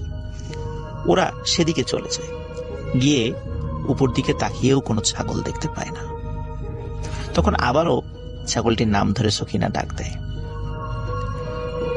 এবারে ডাকেও ছাগলটি উত্তর নেয় তার মতো করে শব্দ করে, কিন্তু মনে হচ্ছিল অন্য আরেকটি গাছ থেকে সেই শব্দ ভেসে আসছে। তার মানে হচ্ছে ছাগলটির শব্দ সরে সরে যাচ্ছিল, একই জায়গায় ছিল না। এবার যখন তার একটি গাছ শনাক্ত করে সেই গাছের নিচে গিয়ে উপর দিকে তাকায়, এবার ছাগলের দেখা পায়। অদ্ভুত ব্যাপার হচ্ছে ছাগলটি ওই গাছের অনেক উঁচু একটি ডালে দাঁড়িয়ে আছে, অনেক কষ্ট করে দাঁড়িয়ে আছে, মনে হচ্ছে এখনই পড়ে যাবে, কারণ ছাগল তো গাছের ডালে আসলে দাঁড়িয়ে থাকতে পারে না। এখন প্রশ্ন হলো, ছাগল এই গাছে উঠল কিভাবে? ওঠার তো কোনো সম্ভাবনাই নেই। আর ডালের উপর যে দাঁড়িয়ে আছে, মনে হচ্ছে মাত্র ও ডালের উপর দাঁড়িয়েছে, কেউ ধরে ওকে দাঁড় করিয়ে দিয়েছে এবং এখনই পড়ে যাবে এমন মনে হচ্ছে। চাঁদের আলোয় হঠাৎ দেখে সেই ছাগলটিকে ধরতে সেই মানুষের মতো অদ্ভুত প্রাণীটি নেমে আসছে। ছাগলটি ভয়ে ডাল থেকে লাফ দেয়। লাফ দিয়েই ছাগল মারাত্মক আহত হয়, কিন্তু সখিনা এবং আব্দুর রহিম দেখে মানুষের মতো সেই অদ্ভুত প্রাণী মাথা নিচে এবং পা উপরে টিকটিকির মতো করে গাছ থেকে মাটিতে নেমে আসছে। সখিনা এবং আব্দুর রহিম ছাগলের চিন্তা বাদ দিয়ে ওরা ভয়ে দুজনই বাড়ির দিকে দৌড় দেয়। ততক্ষণে ওদের বাবা বাড়িতে ফিরে এসেছিল। যখনই শোনে যে ওই শ্মশানের ওইদিকে ওই ঘটনা ঘটেছে, তখনই ওর বাবা বলে, তোরা ওদিকে কেন গিয়েছিস? ওদিকে রাত্রেবেলা যাওয়াটা তোদের মোটেও উচিত হয়নি। তখন সখিনা ও আব্দুর রহিমের বাবা আশপাশ থেকে আরো কয়েকজন লোককে ডেকে নিয়ে, হাতে টর্চ লাইট নিয়ে, কারো হাতে মশাল ছিল, কারো হাতে হারিকেন ছিল, তারা ওই শ্মশানের দিকে যায়। আব্দুর রহিম ও সখিনাও যায়। তারা সেখানে গিয়ে একটা অদ্ভুত ঘটনা দেখে। ঘটনা তো না, মানে বিষয় দেখে, লক্ষ্য করে। তারা দেখে যে ছাগলটি তারা রেখে এসেছিল, সেই ছাগলটির মাথা নেই এবং মনে হচ্ছিল যে ছাগলের বুক চিরে কেউ ভিতরের হৃৎপিণ্ডটা নিয়ে গেছে। চারিদিকে রক্ত আর রক্ত। ছাগলের মাথা এবং হৃৎপিণ্ডবিহীন দেহ তারা দেখে এক একজন এক এক রকমের মন্তব্য করে। কেউ কেউ বলে এটা হচ্ছে একটা পিচাস, শুদ্ধ বাংলা যেটাকে পিশাচ বলা হয়, যে এটা কোনো পিচাসের কাজ। কেউ কেউ বলে না, ওরা বাচ্চা মানুষ, ওরা ভুল দেখেছে, এটা হয়তো বা কোনো মেছো ভাগ বা এই টাইপের কিছু হবে, এরকম কিছু না। কিন্তু গ্রামবাসী একটা বিষয় লক্ষ্য করে, সেটি হচ্ছে যে ওখানে যে পায়ের ছাপ দেখতে পায়, এই ছাপটির আসলে মানুষের মতোই পা, কিন্তু পায়ের যে ছাপটি ছিল সেটির আকার মানুষের যে স্বাভাবিক রকমের পা থাকে তার থেকে বেশ বড়। এবং অদ্ভুত ব্যাপার হচ্ছে, পায়ের ছাপ যেখানে ছিল তার সামনে হাতের ছাপও ছিল। তার মানে হচ্ছে এই প্রাণীটি হাত পা উভয়কে নির্ভর করে চলাফেরা করে। এবং গাছে, একটি লম্বা গাছের কাছে গিয়ে দেখে সেখানে রক্তের ছাপ রয়েছে। তার মানে হচ্ছে সত্যি কোনো প্রাণী ছাগলটির মাথা ছিঁড়ে নিয়ে এবং বুক চিরে হৃৎপিণ্ডটা বের করে নিয়ে গাছের উপরে চলে গেছে। গ্রামবাসী ফিরে এসে গ্রামের যে মেম্বার ছিলেন তাকে বিষয়টা বলে। তখন সিদ্ধান্ত হয় যে ওই শ্মশানে যে গাছগুলো আছে, ঝোড়ঝাপ আছে, সেগুলো পরিষ্কার করতে হবে। সত্যি সেটা করা হয়। কিন্তু গ্রামের কেউ কেউ মনে করেছিল এটি আসলে কোনো হিংস্র প্রাণীর কাজ নয়, এটি পিশাচের কাজ। অদ্ভুত ব্যাপার হচ্ছে, গ্রামের কোনো বয়স্ক মানুষ ওই অদ্ভুত প্রাণীটিকে দেখেনি, কিন্তু সখিনা ও আব্দুর রহিমের মতো কিছু বাচ্চা কাচ্চা রাতের বেলায় অদ্ভুত প্রাণীটিকে দেখেছে। কিন্তু কোনো বড় মানুষ এটিকে দেখেনি। এটি একটি রহস্য, যে এটি যদি সত্যি কোনো প্রাণী হতো তাহলে সবার চোখেই সেটা ধরা পড়ত। কেন শুধু বাচ্চা কাচ্চারাই সেটাকে দেখেছে, কেন বড়দের সামনে ধরা দেয়নি? এই রহস্যটি আজও রয়ে গেছে। কিন্তু একজন ভালো আলেম, উনি পরবর্তীতে এটা নিয়ে অ্যানালাইসিস করে বলেছিলেন, সত্যি এটা একটা পিশাচ, এটি কোনো প্রাণী নয়। এরপরেও ওই গ্রামের বেশ কিছু হাঁস মুরগি মিসিং হয়, কিন্তু এটি আসলে কে নিয়েছে তার কোনো প্রমাণ পাওয়া যায় না। কেউ কেউ বলেছিল এটি সেই পিশাচেরই কাজ, কিন্তু আসলে কে নিয়েছে এটি কেউ জানে না। এখনো নাকি কখনো কখনো কখনো কোনো বাচ্চা কাচ্চারা সেটিকে দেখে। এটি ছিল ঘটনা। আমরা চলে যাব আমাদের প্রথম অতিথির কাছে, তার ঘটনায়। আপনার নামটা প্লিজ একটু বলবেন, তারপরে আপনার ঘটনায় যাব, এবং একটু জানিয়ে দিবেন যে আপনি কোথা থেকে এসেছেন। জি, আমি ইহসানুল হক ফয়সাল আছি। আমি এসেছি মধ্যপাট্টা থেকে, আমার হোম টাউন পাবনাতে। ওকে, চলে যাই আপনার ঘটনায়। আমি আজকে যে ঘটনাটি শেয়ার করব এটা আমার স্টুডেন্টের ঘটনা। একটু বলে রাখা ভালো, যেহেতু ঘটনার সাথে আমার স্টুডেন্টের ফ্যামিলি জড়িত বা ওই সময় উইটনেস ছিল ওরা। জি, আর ঘটনাটা 1980 সালের দিকে, অনেক আগের অনেক ঘটনা। আগের ঘটনা।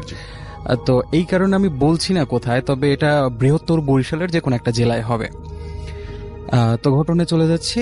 তো যে গ্রামের ঘটনা, আসলে আমরা সবাই জানি যে বরিশাল অঞ্চলের ম্যাক্সিমাম গ্রামগুলা, প্রত্যেকটা জেলার গ্রামগুলো পানি বেষ্টিত, সেখানে খাল বা পুকুর ডোবা এগুলো বেশি থাকে। তো যেখানকার ঘটনা সুন্দর একটা ছিমছাম ছোট্ট একটা গ্রাম, সবাই খুব সুন্দরভাবে দিন যাপন করে। তো হঠাৎ একদিন মানে প্রায় শুকনার টাইমেই হুম, পাশে একটা ডোবাতে মানে একটা ছেলেকে কিছুদিন ধরে পাওয়া যাচ্ছিল না। তো পাওয়া যাচ্ছে না সেই সময় মানে সবাই খোঁজাখুঁজি করে এখানে ওখানে নদীতে। তো ছেলেটাকে ঠিক 3 দিন পরে পাশের একটা বিলের সাথে ছোট্ট একটা ডোবার মধ্যে ওকে পাওয়া যায়। আচ্ছা, এবং এমন ভাবে পাওয়া যায় মনে হচ্ছে কাদার মধ্যে ও একদম লেপ্টে আছে এমন। হুম, তো ওকে তোলা হয়। তোলার পরে যেহেতু গায়ে কাদা লেগেছিল ওকে ওয়াশ করা হয়, সারা শরীর পানি দিয়ে ধোয়ার পরে সবাই একটা জিনিস দেখে মানে আশ্চর্য হয় যে ওর দুটো চোখ একদম মনে হচ্ছে ড্যাব ড্যাব করে তাকায় আছে। আর সবচেয়ে আশ্চর্যের বিষয় হচ্ছে ওর চোখের উপরের যে আমরা পাপড়ি বলে আমাদের চোখের যে আই প্রোটেক্টর সেটা নাই, 2 চোখেরই। হুম, তো তার চাইতেও বড় সবচাইতে ঘটনাটা ছিল ওর চোখের দিকে যেই তাকাচ্ছিল, যেহেতু একটা ঘটনা ঘটছে উৎসুক জনতা তাকিয়ে আছে, হুম, তোর চোখের দিকে যেই তাকায় মানে তার চোখ দিয়ে অনবরত রক্ত ঝরতে থাকে। তো কিছুক্ষণের মধ্যে বিষয়টা মহামারী হয়ে যায়, গ্রামের সবাই জানাজানি হয়ে যায়, যেহেতু ছোট্ট গ্রাম আর গ্রামের সবার মধ্যে কোঅপারেশনটা বেশি থাকে। তো দেখা যায় যে এ ঘটনার পরে সবার মধ্যে ভীতি ছড়িয়ে যায়। তো কোনো মতে ওর চোখটা একটা কাপড় দিয়ে বেঁধে ফেলা হয় এবং বাঁধার পরে কোন রকম ওকে জানাজা দাফন করা মানে দ্রুত দাফন করা হয়। আচ্ছা, তো এরপর থেকে গ্রামবাসীর সমস্যা আসলে কমে না, মানে তাদের একটা তো ভয় হয়েছে যে এরকম করে একটা মানে ঘটনা ঘটছে, এরপর থেকে তার মূল ভয়টা শুরু হয়।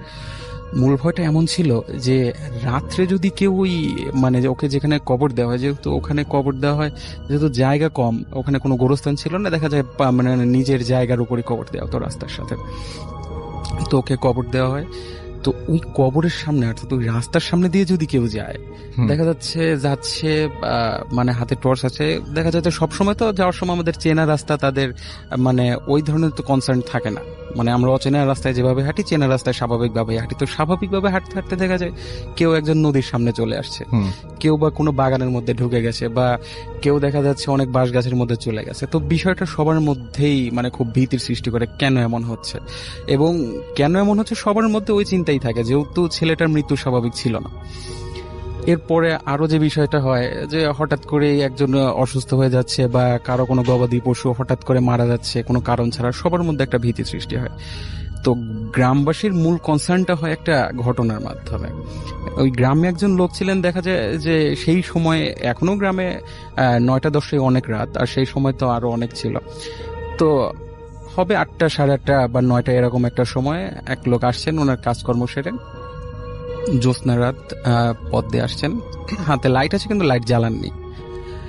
তো হঠাৎ উনি শোনেন মানে এমন ভাবে বলছে যে আব্বা আসছো।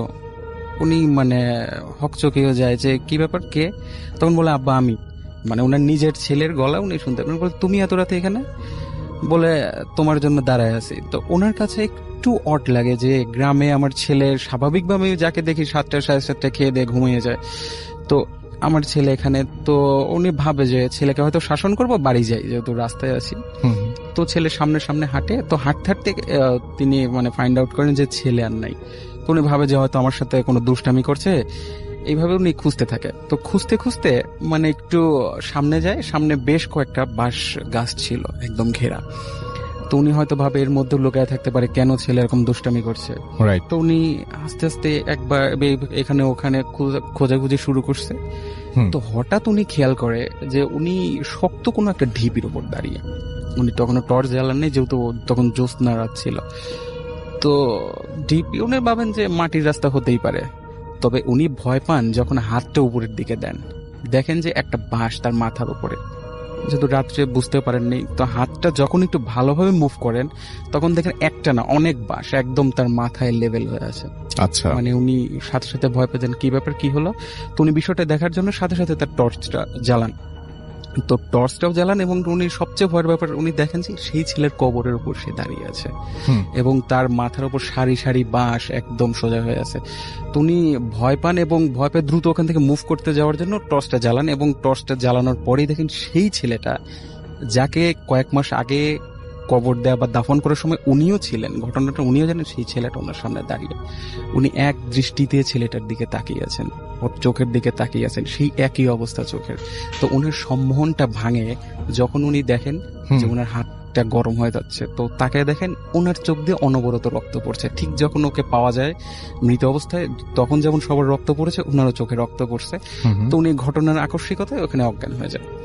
তো সকালে গ্রামবাসী সকালে ওনাকে অজ্ঞান অবস্থায় উদ্ধার করেন, পরে ওখানে জ্ঞান ফেরানো হয়, পরে সবকিছু শোনা হয়। তো গ্রামবাসী একটা জিনিস দেখেন, এই ঘটনার সত্যতা দেখেন যে কাঁচা যে বাঁশগুলো আছে ওগুলা ঠিক সোজা হয়ে দাঁড়িয়ে আছে, কিন্তু যেগুলো একটু পাকা বাঁশ ছিল সেগুলো ভেঙে গেছে। মানে এর থেকেই প্রমাণিত হয়েছে যে উনি যে ঘটনাটা বলছেন যে বাঁশগুলো ওনার মাথার উপর লেভেলে ছিল। আর তারপরেও সবার মধ্যে আরো ভীতি বেড়ে যায় যে এমন কেন হচ্ছে। তো ওই গ্রামের বা পাশের গ্রামের বেশ কয়েকজন মানে হুজুরকে নিয়ে আসা হয় যে সমাধানের জন্য, যে দেখেন বেশ কিছুদিন ধরেই তো এইরকম সমস্যা, কি করা যায়। তো হুজুররা আলোচনা বা তাদের রিচুয়াল করার পর বলে যে দেখেন আমরা বেশি কিছু বলতে পারবো না, এখানে যে জিনিসটা আছে এর সাথে আমাদের শক্তির কোনো মানে তুলনা করা যাবে না, আমরা এটা পারবোই না, আমরা কিছুই পারবো না, আমরা প্রাথমিক লেভেলেও যেতে পারবো না এর সাথে। তো গ্রামের বলছে কি করা যায়, এভাবে তো চলতে পারে না। তখন বলছে পাশের গ্রামে একজন কামেল ব্যক্তি আছেন, কামেল একজন হুজুর আছেন, উনাকে ডাক দেন, উনি হয়তো কিছু করলেও করতে পারেন। তো গ্রামবাসী দ্রুত তাকে ডাকা হয়।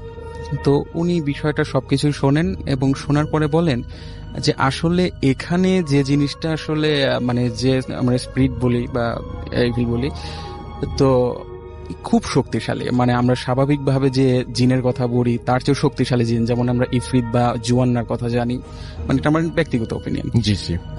তো বলেন যে এটা সমাধান করা যাবে, তবে গ্রামবাসীর উপর একটা ঝড় বয়ে যাবে, সবাইকে শক্ত হতে হবে। তো বলছে কি করতে হবে, তো বলছে গ্রামবাসীর মধ্যে 2 জন শক্তিশালী যুবককে দিতে হবে এবং এই 2 যুবককে নিয়ে আমি ওই কবরটা আবার খুঁড়বো এবং এই কবর খোঁড়ার সময় এবং এই লাশটা দেখার পরে লাশের কি চেহারা, লাশের কি হয়েছে, এই 2 ব্যক্তি মৃত্যুর আগেও বলতে পারবে না, কাউকে বলতে পারবে না, অন্য যা কিছু বলতে পারবে কিন্তু এই ওর লাশের যে কি অবস্থা এটা বলতে পারবে না। এবং গ্রামবাসী কেউ এই সময় আসতে পারবে না, সবাই যার যার ঘরে থাকবে, নিরাপদে থাকবে।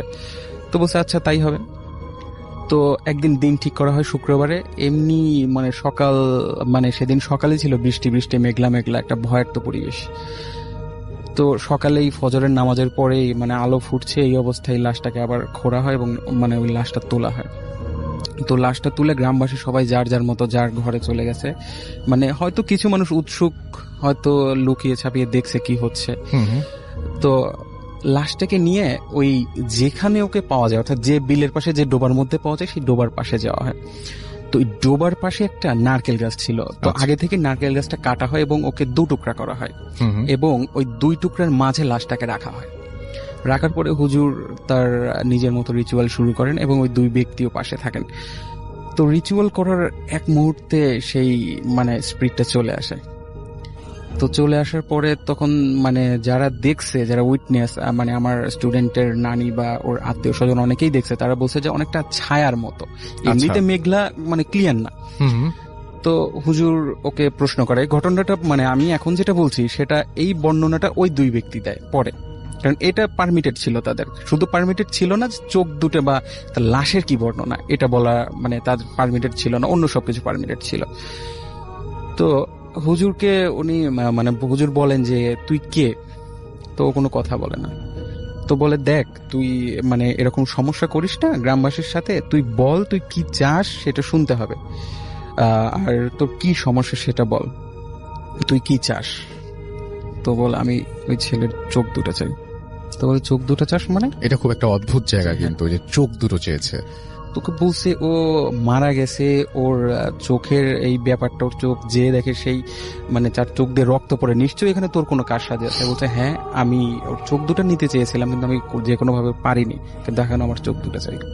তখন বলছে না এটা সম্ভব না, তোকে শুধু ট্র্যাপে ফালানোর জন্য বা তোকে আনার জন্য শুধু ওকে কবর থেকে তোলা হয়েছে, এটাই তো অন্যায়, কিন্তু তুই এই কাজটা করতে পারিসনি। তো তুই কি হলে যাবি? বলছে আমি যাবো না। তুই কি চাস? আমি চোখ দুটাই চাই। তো এরকম অনেকক্ষণ নাকি হুজুরের সাথে বাক বিতনটা ওর কথা। তো এক পর্যায়ে হুজুর মানে আরো রিচুয়াল করে তার নিজের মধ্যে কোন স্পিরিট হাজির করেন এবং ওকে মানে লাশটাকে যে 2 টুকরা মানে নারকেল গাছের 2 টুকরার মধ্যে রাখা হয়েছিল, উপরের টুকরা হুজুর ধরে ওর দিকে ছুঁড়ে মারেন এবং তখন ওর একটু ভয় হয়, মানে হুজুর নিজের একটু শক্তি ওকে দেখান। তো উনি বলেন যে দেখ, তুই আসছিস, তোকে আমি নিয়ে আসছি, কিন্তু এখন তুই কখনোই যেতে পারবি না এবং তুই যত কিছুই করিস আমি তোকে যেতে দেব না এবং তোর একটা বিহিত করব, তুই বলকে। তখন ও একটু নরম হয়, স্পিরিটটা নরম হয় এবং বলে যে আমি পাশের কোনো একটা দেশের, আমি দেশটার নাম আমাকে কেউ বলে না, আমি বলতে পারলাম না যে কোন দেশ, তবে বাইরের কোনো একটা দেশের বলে যে একজন মানে ব্যক্তি যে ব্ল্যাক ম্যাজিক করতো, তো ওই জিনটাকে দিয়ে ব্ল্যাক ম্যাজিক করাতো এবং এই ব্ল্যাক ম্যাজিকের ইফেক্ট, তার একটা জাদুর ইফেক্ট একটা এই জিনের উপর পড়ে এবং যার ফলে ওর একটা চোখের সমস্যা হয় এবং এই প্রতিশোধ ও নেয় ওখান থেকে ছুটে, যে আমি যাকে দেখবো প্রথমেই তার চোখ দুটে নেব। ওর একটা এরকম জিদ থাকে। তো বলে আচ্ছা সবই ঠিক আছে, তুই কাজটা ঠিক করিসনি আসলে, মানে এটা ঠিক হয়নি, তো তুই কি হলে যাবি? বলছে আমি চোখ দুটা হলেই যাব। বলছেন না, এটা সম্ভব না, এটা কোনোভাবেই সম্ভব না, চোখ দুটা তুই নিতে পারবি না। তো বলছে তুই কি চাস? তো অনেকক্ষণ এরকম বাক বিতনটার পরে বলছে যে আমি 2টো গরু অথবা মহিষের চোখ চাই। বলছে না, সেটাও সম্ভব না, তুই যদি জ্যান্ত মহিষ চাস বা জ্যান্ত গরু চাস সেটা দিতে পারবো, শুধু চোখ দেয়া যাবে না, এটা অমানবিক কাজ করা যাবে না। তো বলছে আচ্ছা আমি সেটাতেই রাজি। তো এরকম তার সাথে কোঅপারেশন করার পরে আবার মানে লাশটাকে মানে দাফন করা হয় এবং গ্রামবাসী প্রায় 7 দিনের মধ্যেই টাকা জোগাড় করে, মানে আমি যেটা শুনেছি, তবে এখানে যে ঘটনাটা বলবো, মহিষ 2টো জোগাড় করা হয়, 2টো মহিষ জোগাড় করে এবং এটার উইটনেস আমার স্টুডেন্টের নানি নিজে একদম নিজের চোখে দেখা গ্রামবাসী। তো দেখে যে মানে মহিষ 2টা নিয়ে মানে সকালে নামাজের পরে শুধু মানে পানিতে, নদীতে হোক বা এখানে আমি ক্লিয়ার না, নদীতেই রাখছে হয়তো, শুধু মানে মহিষটাকে রাখছে, একটা মানে স্বাভাবিক একটা ঢেউ এসে সাথে সাথে মহিষটা ভ্যানিশ। এখন মহিষ সাঁতারও জানে, যেটা আমরা জানি স্বাভাবিকভাবেই, কিন্তু মানে ওনার নানি যেটা আমাকে বলছে যে শুধু মানে মহিষটা পানিতে দেয়া বাকি, হারায় যাওয়া বাকি নেই। তো এরপর থেকে মোটামুটি সেই গ্রামে আর কখনো সমস্যা হয়নি এখন পর্যন্ত, যেটা আমি শুনেছি। এটাই ছিল আমার ঘটনা। Thank you so much. প্রিয় লিসেনার, আজকের ঘটনাগুলো আপনাদের মাঝে কেমন লেগেছে? এই ধরনের ঘটনা আপনারা শুনতে ইচ্ছুক কিনা? কার ঘটনা সব থেকে আপনাদের মাঝে ভালো লাগে অবশ্যই কমেন্ট সেকশনে জানিয়ে দেবেন। আর অবশ্যই এই চ্যানেলটি সাবস্ক্রাইব করে নেবেন, কেননা এই চ্যানেলের মধ্যে প্রতিনিয়ত রাত 10টা বাজে সব থেকে বাছাই করা ভয়ানক ঘটনাগুলো পাবলিশ করা হয়। আপনারা যাতে খুব সহজে এই ধরনের ঘটনাগুলো শুনতে পারেন, এই কারণেই প্রতিনিয়ত আমি প্রত্যেকটা ঘটনা বাছাই করে আপনাদের মাঝে শেয়ার করে থাকি। তো আজকের জন্য এখানেই বিদায় নেব, আবারও আগামীকাল নতুন কিছু বাছাই করা ভয়ানক ঘটনা নিয়ে আপনাদের মাঝে চলে আসবো। সকলেই ভালো থাকবেন, আল্লাহ হাফেজ।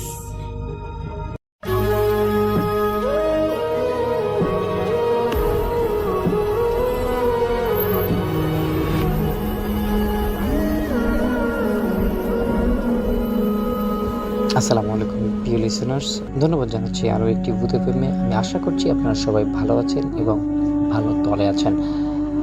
প্রতিনিয়তর মতো প্রতিদিনের মতোই আমরা চলে আসলাম আমাদের এই ইউটিউব চ্যানেলটিতে। আপনারা তো সকলেই জানেন আমরা ঠিক 10টা বেজে 1 মিনিটে চলে আসি আমাদের এই ইউটিউব চ্যানেলটিতে। তো আশা করছি আমাদের আজকের গল্পটি আপনাদের কাছে ভালো লাগবে, কারণ আমাদের আজকের গল্পটি আমাদের কাছে পাঠিয়েছেন সুদূর নরসিংদী থেকে আমাদের প্রিয় লেখক নাসির উদ্দিন। তো আমি আশা করছি যে আজকের গল্পটি আপনাদের কাছে ভালো লাগবে, তাই গল্পটি একটু স্কিপ না করে সম্পূর্ণ শোনার চেষ্টা করুন। তিনি লিখছেন, গ্রামের এক প্রান্তে ছিল একটা পুরনো শ্মশান ঘাট। দিনের বেলায় কেউ গেলে কিছু দেখা যেত না, কিন্তু রাতের বেলা সেখানে অদ্ভুত আওয়াজ শোনা যেত। কুকুরেরা হঠাৎ হাহাকার করে উঠত, বাতাস কেমন যেন ভারী হয়ে যেত। এরকম একটা জায়গায় আসলে কেউ দিনের বেলা সাহস করেও যেতে ভয় পায়, কিন্তু যখন আসলে এই গাছটা একটু রাতের বেলা হয় তখন কিন্তু অনেক বেশি ভয়ঙ্কর হয়ে ওঠে। একবার গ্রামের কিছু সাহসী যুবক সাহস করে রাতে সেখানে যাওয়ার সিদ্ধান্ত নেয়। তারা ভাবে যে আসলে এভাবে যদি চলতে থাকে বা এইরকম ভয়ভীতি যদি গ্রামের মানুষের মধ্যে ঢুকে যায় তাহলে তো গ্রামে কেউ থাকবে না বা এখান থেকে চলে যাবে, তাদের বাচ্চাটার ভিটা নষ্ট হয়ে যাবে। তাই তারা সিদ্ধান্ত নেয় যে তারা কোনো না কোনোভাবে সেই যে মানে শ্মশান ঘাটে আওয়াজ হয় বা কুকুরের মতো শব্দ হয় সেই শব্দগুলোর আসল রহস্য উদ্ঘাটন করার। একবার গ্রামের কিছু যুবক সাহস করে রাতে সেখানে গেল। তাদের মধ্যে একজন ছিল রাশেদ মিয়া। সে একেবারেই ভূত বিশ্বাস করতো না। হাসতে হাসতে বলতো, ভূত টুত বলতে কিছু নেই, আজ প্রমাণ হয়ে যাবে এই গ্রামে কখনো ভূত ছিল না, সবই ছিল মানুষের মুখের কথা। এবং তারা যেই কথা সেই কাজ, নিজেদের মতো সব কিছু গুছাই নিয়ে রওনা হলেন সেই গ্রামের দিকে। ওরা আগুন জ্বালিয়ে বসেছিল, কিন্তু হঠাৎ এক সময় বাতাস শুরু হয়ে গেল। এত বাতাস, তারা যে তাদের কাছে যে আগুনটা আছে সেই আগুনটা যে নিয়ন্ত্রণ করবে সেই নিয়ন্ত্রণ করার মতো শক্তি তাদের কাছে ছিল না। হঠাৎ এক সময় বাতাস থেমে গেল, চারপাশ একদম নিস্তব্ধ, যেন সময় থেমে গেছে। ঠিক তখনই গাছের উপর থেকে ঝরে পড়ল একটা শুকনো লাশের হাড়। সবাই দৌড় দিল, কিন্তু রাশেদ হাসতে হাসতে বলল, এ তো হাড়, আর কিছু না। কথাটা বলতেই হঠাৎ আগুন নিভে গেল, চারপাশ অন্ধকার, আর সেই অন্ধকারের ভিতর থেকে শোনা গেল কান্নার আওয়াজ, মেয়েদের আর্তনাদ। রাশেদ টর্চ জ্বালাতেই তার চোখ স্থির হয়ে গেল। কোনো কিছুই যেন আর চলছে না, সব কিছু একদম নিস্তব্ধ হয়ে রইল।